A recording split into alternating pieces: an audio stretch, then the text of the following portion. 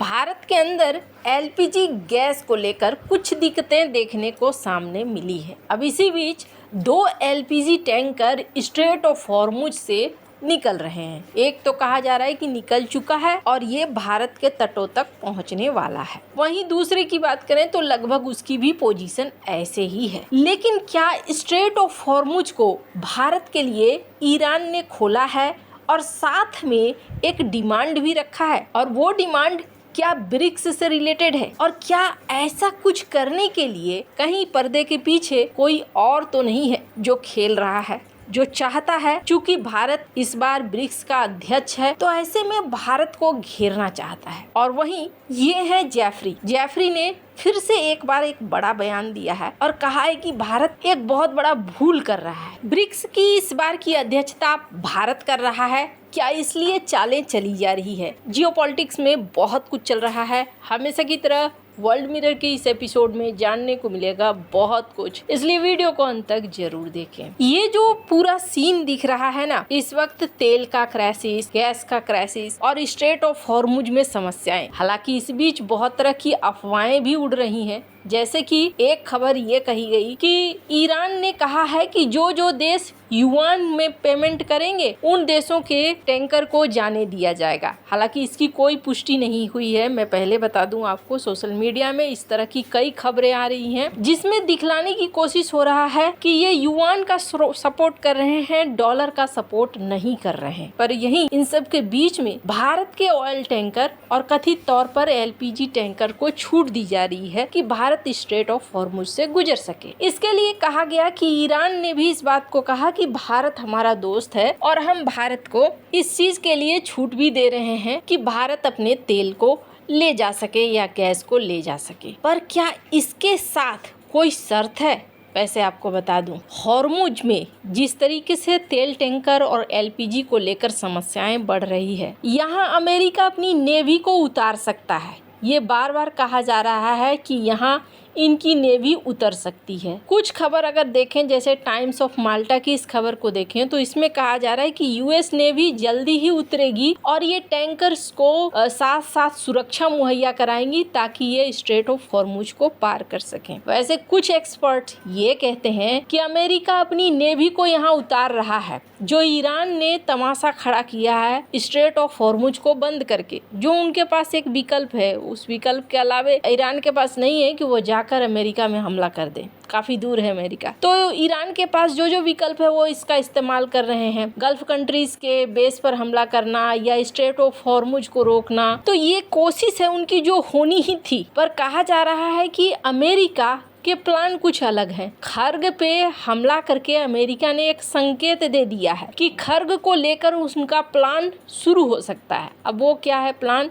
खर्ग पर कब्जा। खर्ग पर कब्जा होने से ईरान के इकोनॉमी पर अच्छा खासा बड़ा कब्जा हो जाएगा। हालांकि इस कब्जे को बनाए रखना आसान नहीं है जिस जगह पे खर्ग का लोकेशन है। लेकिन यहाँ पर देखने को मिल रहा है कि अमेरिकी नेवी कथित तौर पर अब उतरने वाली है या उतरेगी। लेकिन फिर भी क्या ईरान शर्त रख रहा है भारत के सामने? इस बीच ईरान और भारत के बीच में कई लेवल की बातचीत हुई है, ये भी देखने को मिल रहा है। आप देख सकते हैं इस ट्वीट को। 13 मार्च को भी बातचीत हुई भारत के विदेश मंत्री जयशंकर और ईरान के अरागची के बीच में। ये बातचीत लगातार चल रही है। फिर ये भी देखने को मिला कि भारत के पीएम मोदी और उनके राष्ट्रपति के भी बीच में बातचीत हुई। जाहिर तौर पर यहाँ पर जो खास बातचीत की वजह है वो है कि स्ट्रेट ऑफ हॉर्मुज को खोलें। अब क्यों एक शर्त के बारे में बात हो रही है? भारत इस बार ब्रिक्स की अध्यक्षता कर रहा है। भारत के पास एक शक्ति है जिस शक्ति का इस्तेमाल ईरान करना चाहता है। ब्रिक्स की अध्यक्षता इस बार भारत कर रहा है और ब्रिक्स के हाथ में क्या शक्ति है उसको आप अगर सुनिए तो इनसे सुनिए। ये है वो expert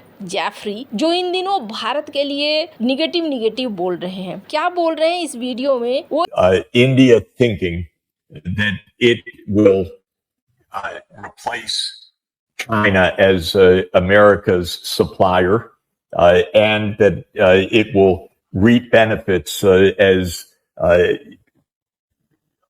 together with the United States and Israel against with the United States against China and Israel as a provider of military technology and intelligence technology.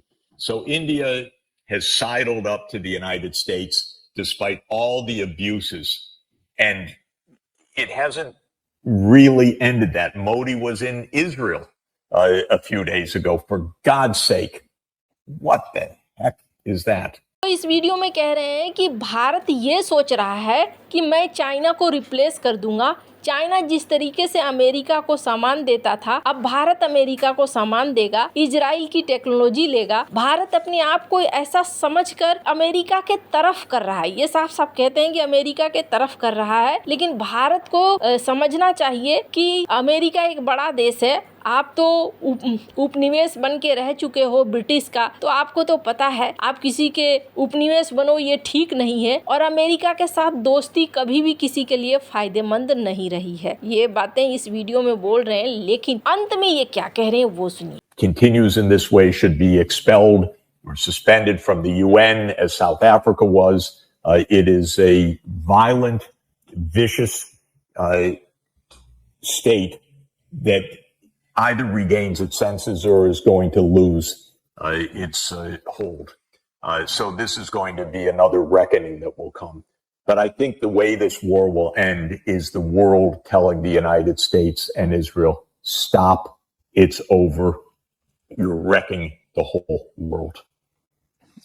Professor Sachs, thank you very much. That is all I wanted to ask you, and I want to say thank you again for your extremely helpful, comprehensive, thorough, insightful answers. Great to be I with don't you know whether guys. you have. I don't know whether. No, I'm going to have to run right now. You have to run. So Okay. terrific to be with you. We'll see. अंत में ये कह रहे हैं कि BRICS देशों को साथ आना चाहिए, खड़े होना चाहिए और इसके लिए कहना चाहिए कि आप गलत कर रहे हो। अब जरा सा एक चीज समझिए, अभी हाल ही में यूएई के एम्बेसडर ने भी कहा कि भारत के पास वो ताकत है, इस युद्ध को रुकवा सकता है। भारत को इजराइल से भी बात करनी चाहिए, ईरान से भी बातचीत करनी एक अलग चीज है। आप किसी के मत्थे नहीं मर सकते हो किसी युद्ध को। इजराइल इस युद्ध को क्यों कंटिन्यू रखना चाहता है, ईरान इस युद्ध को क्यों कंटिन्यू रखना चाहता है? क्या भारत के कहने पर ट्रंप छोड़ देंगे बम मारना? बातचीत करना, जिस पर भारत बार बार कह रहा है कि युद्ध हल नहीं है, बातचीत करो, बातचीत से समस्याओं को हल करो, भारत बार बार कह रहा है, लेकिन सुनना न सुनना तो बाकी इन देशों की रणनीति पर आधारित है। तो जेफरी क्या चाहते हैं? क्या भारत लड़ना शुरू कर दे ईरान की तरफ से? जेफरी ये चाहते हैं। अब कौन है जो ये चाह रहा है कि ईरान की तरफ से कथित तौर पर ये दबाव आया है कि ब्रिक्स में भारत सहित देश अमेरिका की आलोचना करें, इजराइल की आलोचना करें। और अब है कि भारत अध्यक्ष है, भारत इस समय को कैसे हैंडल करता है, ये बहुत बड़ी बात होगी। और अगर आलोचना होती है तो किस तरीके से आलोचना होती है जिसका निगेटिव प्रभाव भारत के ऊपर ना पड़े। हालांकि भारत कूटनीतिक मामलों में काफी तेज है, पर फिर भी अब देखना होगा कि जिस समय ये स्टेटमेंट की बात होगी उस समय दुनिया के हालात कैसे रहेंगे। अभी तुरंत स्टेटमेंट की बात तो नहीं हो रही है, तो ब्रिक्स की मीटिंग के बाद क्या होता है ये देखने वाली बात होगी। आपको क्या लगता है, क्या भारत को ब्रिक्स में आलोचना करनी चाहिए या नहीं? कमेंट कर अपनी राय जरूर बताएं। जल्द मिलते हैं अगले वीडियो में नई खबर के साथ।